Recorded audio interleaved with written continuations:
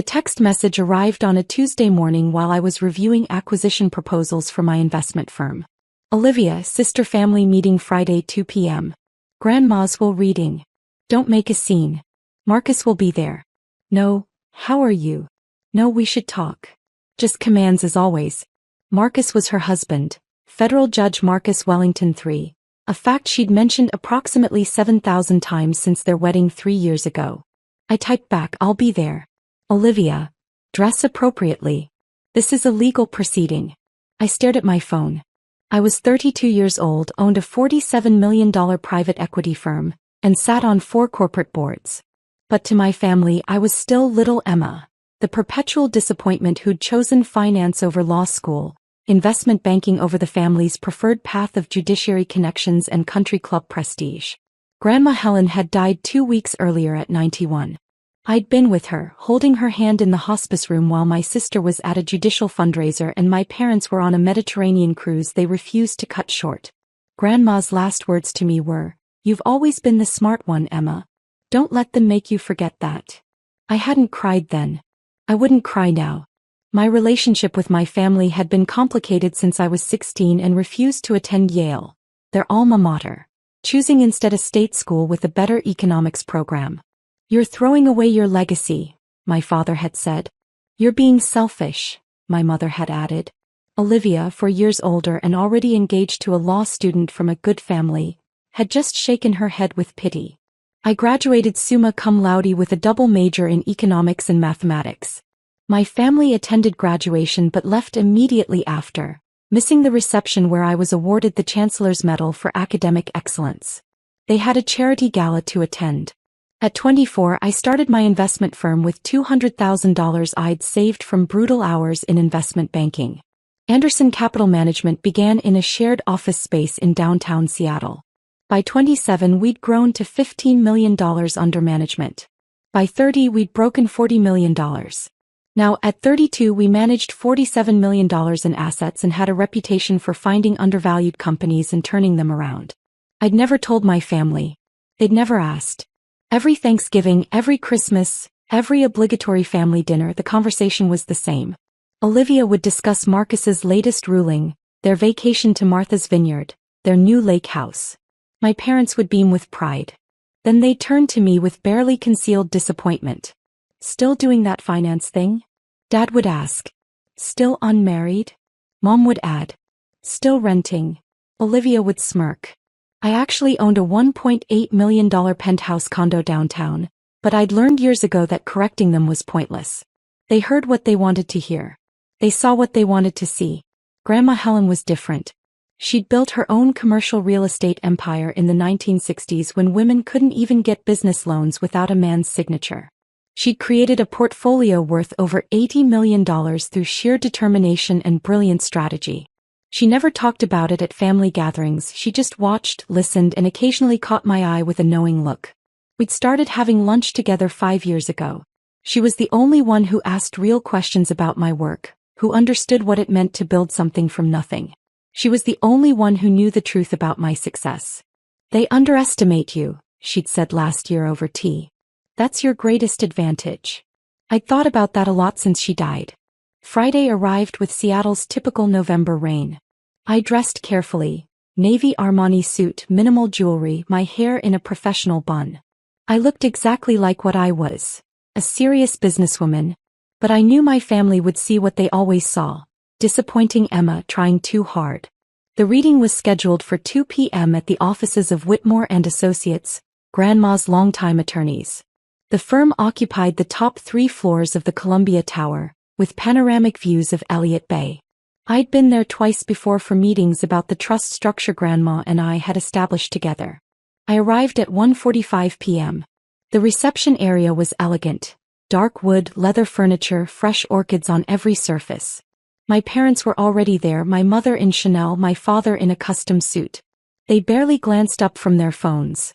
"Emma," my mother said. "You're early." Traffic was lighter than expected. My father grunted. Conversation over. At 1:58 p.m. Olivia swept in with Marcus. She was in head-to-toe designer wear, her engagement ring catching the light like a small spotlight. Marcus was tall, distinguished, with silver at his temples and the confident bearing of someone who'd never been told no.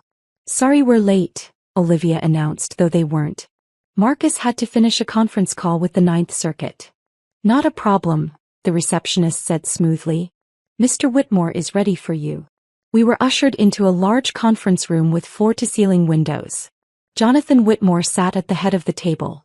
70 years old, senior partner, one of the most respected estate attorneys in the Pacific Northwest. Next to him was a woman I recognized, Patricia Chin, Grandma's personal attorney and the architect of her trust structure. And next to Patricia was someone I hadn't expected. David Morrison, my own corporate attorney. Olivia's eyes narrowed when she saw David, but she said nothing. We all took seats. My parents and Olivia on one side of the table, Marcus at the end near Jonathan, and me on the other side near David. "Thank you all for coming," Jonathan began. "We're here to review the estate of Helen Margaret Anderson. Before we begin, I want to acknowledge that Helen was not just a client but a friend for over 40 years. Her passing is a loss to us all." My mother dabbed her eyes with a tissue. Olivia nodded solemnly. My father stared out the window. "I thought about Grandma teaching me to play chess at 8 years old. Always think 3 moves ahead, Emma. And never show your opponent what you're really planning." Jonathan opened a leather folder. Helen's estate is substantial and complex. The primary asset is Anderson Real Estate Holdings, currently valued at approximately $83 million. There are also liquid assets, personal property, and several smaller investments. I saw my mother sit up straighter. My father leaned forward. Olivia's hand found Marcus's on the table. "The estate plan Helen created is unusual but legally sound," Jonathan continued. "She established an irrevocable trust 20 years ago, which she modified significantly 5 years ago. The trust controls all assets." "Standard practice," Marcus said, his judge voice carrying natural authority. "Trusts avoid probate, minimize taxes. Smart planning." Jonathan nodded. "Indeed. However, the structure of this particular trust is quite specific. Helen named a chief trustee with full discretionary power over all assets and distributions." "That would be me," my father said confidently. "I'm the eldest child." "Actually, no." Jonathan looked at Patricia, who opened her own folder. "The chief trustee," Patricia said clearly, "is Emma Grace Anderson." The silence was absolute. Then everyone started talking at once. "That's absurd," my mother said. "There must be a mistake," my father insisted. "This can't be legal," Olivia snapped, looking at Marcus. Marcus raised a hand, silencing them. His judicial authority filled the room. "With all due respect, Emma is 32 years old and, as I understand it, works in an entry-level finance position. Surely this represents a conflict of interest or demonstrates questionable judgment on Helen's part." David Morrison cleared his throat. "I'm David Morrison, Ms. Anderson's corporate counsel. For the record, Emma is the founder and CEO of Anderson Capital Management, a registered investment advisory firm managing $47 million in assets. She also serves on the boards of 4 companies, 3 of which are publicly traded. She holds a fiduciary designation and has managed complex trusts for multiple clients. She is eminently qualified." My family stared at me like I'd grown a second head. "You said you worked for a finance company," my mother said weakly. "I do," I replied calmly. "I own it." Olivia's face went red. "This is ridiculous. Marcus, tell them this can't stand." But Marcus was looking at me differently now, his judicial mind clearly working. "You're CEO of Anderson Capital Management? The firm that handled the Cascade Tech turnaround?" "Yes." "And you sit on the board of—" He paused, clearly running through mental files. "You're on the Evergreen Medical Board. I saw your name on a filing." "Yes." He sat back and I watched him recalculate everything he thought he knew about me. Patricia continued, her voice professional and precise. "The trust document is explicit. Emma has full authority over asset management, investment decisions and distributions to beneficiaries. The trust provides for annual distributions to Richard and Susan Anderson, that's your parents, of $150,000 each. Olivia, you receive $100,000 annually." "That's it," my mother gasped. "From an $83 million estate?" "The trust prioritizes asset growth and charitable giving," Jonathan explained. However, those distributions are guaranteed for life and inflation adjusted. It's actually quite generous. What about the properties? My father demanded. The commercial buildings? The vacation house in San Juan Islands? All held in trust, Patricia said. Under Emma's management. Olivia stood abruptly. I want to contest this. Marcus, we need to contest this. Marcus's expression was unreadable. On what grounds? On the grounds that it's insane. Olivia's voice rose. She's not qualified. She's never even mentioned having a job that matters. I'm sitting right here, I said quietly. Don't, Olivia snapped. She turned to me, her face contorted with anger. Don't you dare act like you deserve this. You disappeared from this family years ago. You skip holidays you never visit, you barely call. And now you just swoop in and take everything. I didn't take anything, I said, my voice steady. Grandma made these decisions. She modified the trust 5 years ago, after meeting with me extensively about financial planning. She was senile, my mother said desperately. No, Patricia said firmly. I assessed Helen's mental capacity personally, and we had 2 independent physicians evaluate her. She was completely sound. She knew exactly what she was doing. Jonathan pulled out another document. Helen also left personal letters. Emma, this one is for you. He slid an envelope across the table. My name was written on it in Grandma's distinctive handwriting. My hands shook slightly as I opened it. Dearest Emma, if you're reading this, I'm gone and your family is probably having a collective breakdown. Good. They need it. You've spent your entire adult life being underestimated by people who should have celebrated you. I watched them dismiss your achievements, belittle your choices, and treat you like a disappointing afterthought. It broke my heart every single time. I'm making you chief trustee because you're the only one with the wisdom, integrity, and skill to handle this responsibility. But more importantly, I'm doing it because I want them to finally see you. Really see you. You built an empire from nothing while they spent their inheritance and married for prestige. You stayed humble while they bragged. You kept learning while they rested on their credentials. Don't let them bully you. Don't let them make you feel guilty. You earned this through character, not by being born first or by marrying well. Also, there's something they don't know. Something I never told them.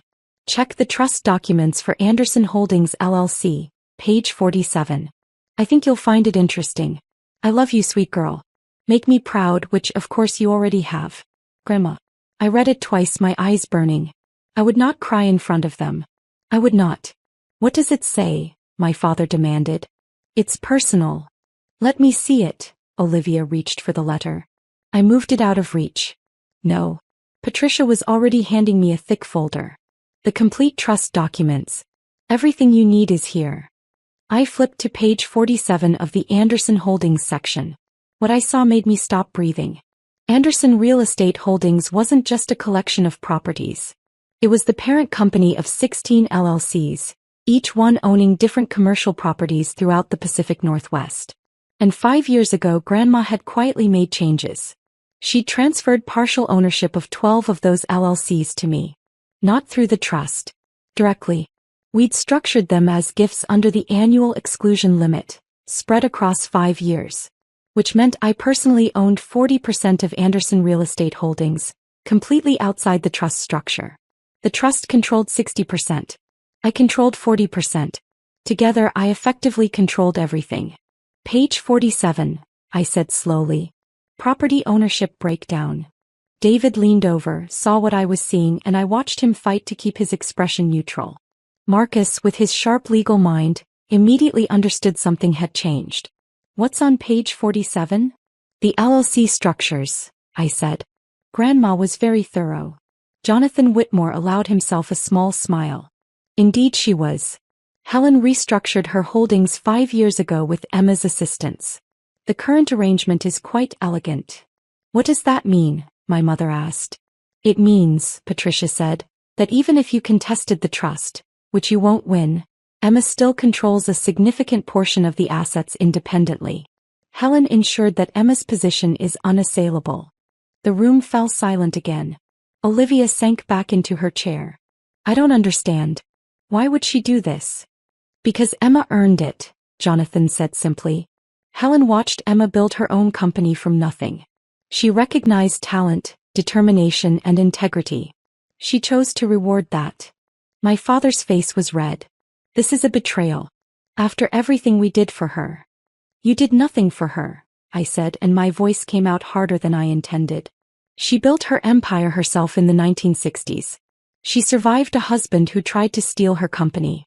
She outlasted competitors who tried to crush her. She didn't need your help, you needed hers. How dare you, my mother whispered. It's the truth. I looked at each of them. Grandma gave you distributions your entire lives. She paid for your education, your weddings, your house down payments. And you treated her like an obligation. When was the last time any of you visited her? Really visited, not just showing up for birthday checks. No one answered. I had lunch with her every Wednesday for 5 years, I continued. I was there when she was diagnosed with cancer. I was there through her chemotherapy. I was holding her hand when she died. Where were you? We were, my mother started. On a cruise, I finished. That you didn't cut short. Even when hospice called and said she had days left. My mother's face crumpled. My father looked away. Olivia stared at the table. Marcus cleared his throat. This is clearly an emotional situation. Perhaps we should reconvene. No, Olivia said. Her voice was different now, smaller, harder. I want to know something, Emma.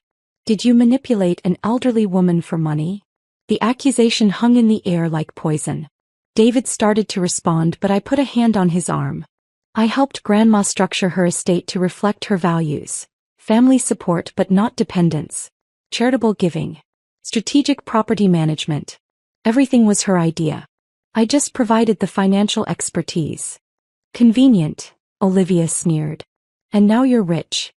I was already doing fine, I said. My company generates about $2.8 million in annual revenue. I didn't need Grandma's money. Olivia laughed. A harsh, ugly sound. Oh, so now you're a millionaire? Next you'll tell us you're dating a celebrity. I'm not dating anyone. I've been too busy actually working. Doing what? My father challenged. What do you actually do at this company you supposedly run? I identify undervalued companies, usually family-owned businesses in transition. We acquire controlling interest, restructure operations, improve financial systems and grow them. Then we either hold for cash flow or sell at a profit. Last year we sold a manufacturing company for $8.3 million that we'd purchased for $2.1 million 3 years earlier. The number silenced them. Marcus was watching me with something that looked like respect. That's the Cascade Tech deal. He took a failing semiconductor company and turned it around. That was impressive work. Thank you. Why didn't you ever tell us? My mother asked, and for the first time she sounded genuinely hurt rather than angry. Would you have listened? I met her eyes. Every time I tried to talk about my work you changed the subject. Every achievement I mentioned you dismissed. You stopped asking about my life, so I stopped sharing it. Patricia Chin checked her watch. I have another appointment, but before I go I want to clarify Emma's authority. As chief trustee she controls all trust assets, makes all investment decisions and determines distribution amounts, within the parameters Helen established. She cannot be removed except for gross negligence or criminal activity, and even then, only by a unanimous vote of the 3 subordinate trustees, which are. She checked her notes, Jonathan Whitmore, myself and David Morrison. 3 people who work for Emma, Olivia said bitterly. 3 people who work for the trust, Patricia corrected. And who have fiduciary duties that supersede any personal relationships. We take those responsibilities seriously. Jonathan stood, signaling the meeting was ending. The annual distribution checks will be issued next month. Emma will schedule quarterly meetings to review trust performance. If you have questions about the trust administration, you can contact her office directly. Her office, my father repeated numbly. Anderson Capital Management. David provided. We're in the Rainier Tower, floor 32. Emma's assistant can schedule appointments. We all stood. My parents moved like sleepwalkers toward the door. Olivia hung back, Marcus beside her. This isn't over, Olivia said quietly. You can't just steal a family legacy. I didn't steal anything, I replied. I was given responsibility by someone who trusted me. That's not theft, That's succession planning. Marcus put a hand on Olivia's arm. We should go. But Olivia pulled away from him, stepping closer to me. You think you're so smart, don't you? With your company and your suit and your important-sounding job. But you're still just little Emma, the family disappointment who couldn't even get into Yale. I didn't want Yale, I said. I wanted to build something real. And I did. You manipulated a dying woman. That's enough, Marcus said firmly. His judicial voice. Olivia, that's an accusation you can't prove and shouldn't make. The trust documents are legal. The transfers were documented.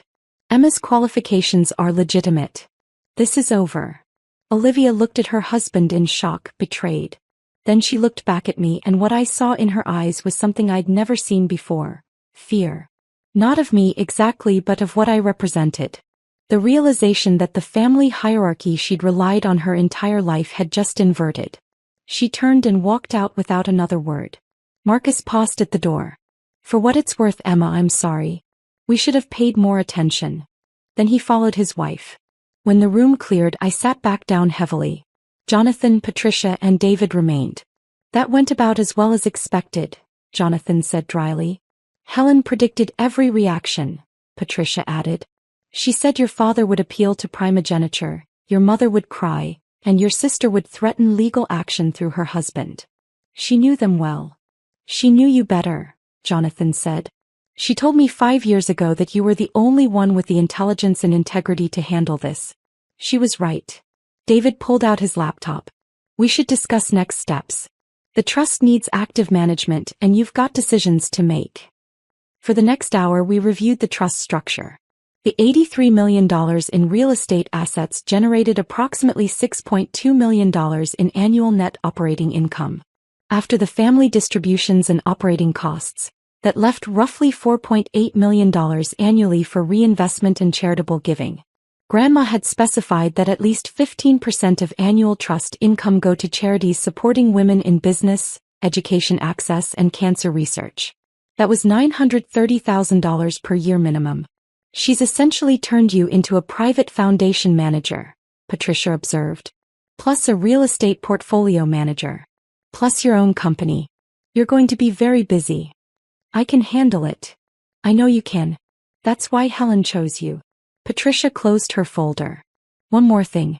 Helen left specific instructions about her personal property.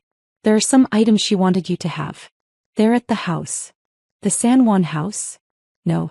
Her house. The original one. I looked up sharply. The Magnolia house. I thought she sold that years ago. Patricia shook her head. She never sold it. She let your family believe she did, but she kept it. It's held in one of the LLCs you now partially own. She's been living in the guest house for the past 2 years, actually. The main house has been empty, waiting. Waiting for what? Patricia smiled. She said you'd know when you saw it. The Magnolia house sat on a bluff overlooking Puget Sound, a sprawling 1920s craftsman with views that stretched to the Olympic Mountains. I'd spent summers there as a child before Grandma supposedly downsized to a condo. Patricia met me there Saturday morning with keys. The house was exactly as I remembered. Dark wood beams, built-in bookshelves, window seats overlooking the water. But it had been updated. New kitchen, renovated bathrooms, fresh paint. It was move-in ready. She prepared it for you, Patricia said. Spent the last year making sure it was perfect. In the study there was a desk with an envelope on it. Another letter. Emma. This house holds my best memories. Your grandfather and I raised our children here. You learned to read in the window seat overlooking the garden. This house represents everything I built and everything I believed in. Roots, family, legacy. But family isn't just blood. It's people who see you, who believe in you, who celebrate your successes instead of resenting them. Your real family might be the friends you've made, the mentors who guided you, the team you've built at your company. This house is yours. Truly yours, not held in trust. I transferred the title 3 months ago. It's my gift to you for being exactly who you are. Live here. Build your life here. Fill it with people who deserve you. And Emma, forgive them if you can. Not because they deserve it, but because holding on to anger will only hurt you. They're flawed people who made mistakes. Don't let their mistakes define your future. But don't forget who you are either. You're the girl who graduated summa cum laude. who built a company from nothing, who sat with a dying woman because it was the right thing to do. You're not the family disappointment. You never were. You were always the success story. They just couldn't see it. All my love, Grandma. I walked through the empty rooms, imagining them filled with furniture, with life, with the future I'd been too busy to plan for. The house was worth at least $2.3 million, maybe more with the view and the location. Grandma had given me everything, not just money and property but validation, recognition, the acknowledgement I'd spent 15 years pretending I didn't need. I stood in the study looking out at the sound and finally let myself cry. Monday morning I arrived at my office to find 17 missed calls from my family. I didn't return them. Tuesday my mother showed up at my office. My assistant Rachel called to warn me. Your mother is here. Is persistent. Give me 5 minutes, then send her in. When my mother entered she looked smaller somehow. Older. She sat across from my desk, the same desk where I'd negotiated million-dollar deals, and folded her hands. I've been thinking about what you said, she began. About not visiting Grandma. About not asking about your life. I waited. You were right. We stopped paying attention. We made assumptions. She paused. I'm sorry, Emma. I'm sorry we didn't see what you'd accomplished. I'm sorry we weren't there when you needed us. It was the apology I'd wanted for years. But it came too late and felt too calculated. Thank you for saying that. Can we, she hesitated. Can we start over? Can we try to be a real family? I don't know, I said honestly. I want to believe that's possible. But it's going to take time. And it's going to require actual change, not just words. She nodded, tears in her eyes. Will you at least come to Thanksgiving? No expectations, no pressure. Just come. I thought about Grandma's letter. Forgive them if you can. I'll come, I said. But I'm bringing my team from work. They're my family too. My mother flinched but nodded. Of course. We'd love to meet them. After she left, I sat at my desk looking at the photo on my bookshelf. Grandma and me at my college graduation, both of us beaming. She'd driven 5 hours to be there when my parents left early. My phone buzzed. A text from Olivia. Marcus says I owe you an apology. He's right. I'm sorry. I was awful. I stared at the message for a long time before typing back. Accepted. But this is going to take time. Her response came immediately. I understand. 3 months later, I stood in front of the first annual Anderson Family Foundation grant ceremony. We'd awarded $930,000 to 15 organizations supporting women entrepreneurs, first-generation college students, and cancer research. My parents were in the audience. Olivia and Marcus too. They'd attended every quarterly trust meeting, asked intelligent questions, and, slowly, started treating me like the professional I was. It wasn't perfect. We weren't a Hallmark movie family. But we were trying. The Magnolia House was now fully furnished. I'd hosted Thanksgiving there, Christmas too. My team from Anderson Capital had blended with my awkward family gatherings, filling the rooms with laughter and actual conversation. David Morrison, Patricia Chin, and Jonathan Whitmore had become not just my advisors but my friends. The people Grandma knew I'd need to navigate this new reality. And every Wednesday I visited Grandma's grave with fresh flowers and told her about the week. About the trust performance, the companies we'd acquired, the grants we'd awarded. About the slow, painful, hopeful process of rebuilding family relationships. But mostly I thanked her. For seeing me when no one else did. For believing in me when I barely believed in myself. For teaching me that success isn't about proving others wrong. It's about proving yourself right. The trust is now worth $89 million and growing. Anderson Capital Management manages $63 million in assets. I sit on 6 boards and mentor 3 young women starting their own investment firms. My family collects their distributions, attends foundation events, and has stopped referring to my work as that finance thing. They call me Emma now, not little Emma. They ask real questions and listen to the answers. It's not everything I wanted, but it's more than I expected. And every time I look at the title of Chief Trustee on legal documents, or walk through the Magnolia House, or make a decision about Grandma's legacy, I hear her voice. You've always been the smart one, Emma. Don't let them make you forget that. I never will, Grandma. I never will.